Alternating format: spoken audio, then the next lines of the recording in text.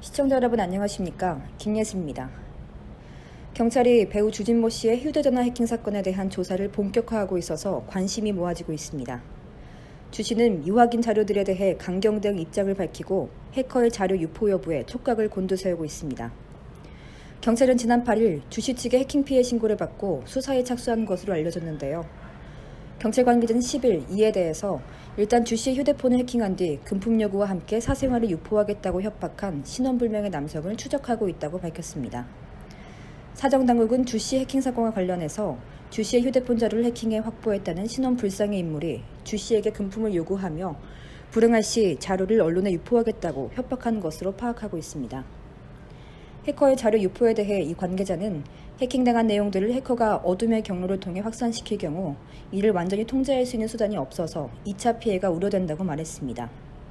일부에서는 해킹된 내용이 확산될 경우 연예계를 강타할 가능성도 없지 않다는 우려도 나오고 있습니다. 온라인 커뮤니티 사이트 등에서는 여러 가지 방식으로 주 씨와 관련된 여러 소문들이 무성하게 돌고 있는데요.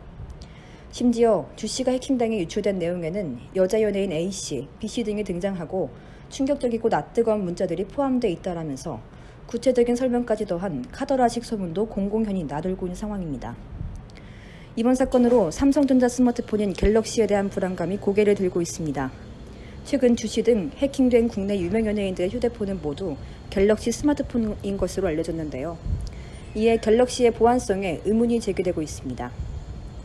사용자들의 불안감이 커지자 삼성전자는 지난 9일 삼성 멤버스 커뮤니티에 공지를 내고 삼성 갤럭시 폰이나 삼성 클라우드 서비스가 해킹을 당한 것은 아니며 일부 사용자 계정이 외부에 유출된 뒤 도용돼서 발생한 것으로 추정된다라고 강조했습니다.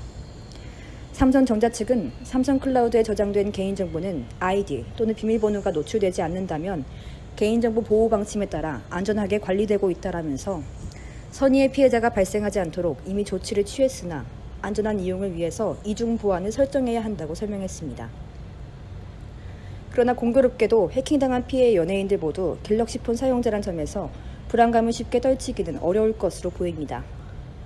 전산업계의 한 관계자는 이번 사건에서 해커는 사진과 동영상, 문자 메시지 등이 유출된 것으로 보이는데 그렇다면 이는 외부에서 유출된 사용자 정보로 삼성 클라우드에 로그인한 방법 이외에 다른 방법으로도 해킹을 진행했을 가능성이 있다라고 말했습니다. 이어서 이번 사건의 해커는 스마트폰 이용자들이 기기 분실이나 교체 등에 대비해서 삼성 클라우드에 저장해둔 정보 외에도 휴대폰에 저장된 여러 데이터를 노렸던 것이라고 이 관계자는 설명했습니다. 그에 따르면 휴대폰의 데이터를 해킹할 정도의 수준이라면 클라우드 계정이 삼성전자의 설명처럼 안전하다고 단정할 수는 없다는 건데요. 타사 휴대폰이 자동 3중 보안인 것과 달리 삼성 갤럭시는 2중 보안 설정을 따로 하지 않으면 1차 보안이 기본 설정이란 점도 불안감을 키우고 있습니다. 한편 삼성전자는 선의의 피해자가 발생하지 않도록 이미 조치를 취했으나 안전한 이용을 위해서 2중 보안을 설정해달라고 갤럭시 스마트폰 이용자들에게 공지를 전달하고 사용자에게 비밀번호 초기화를 안내했습니다. 지금까지 김예슬이었습니다.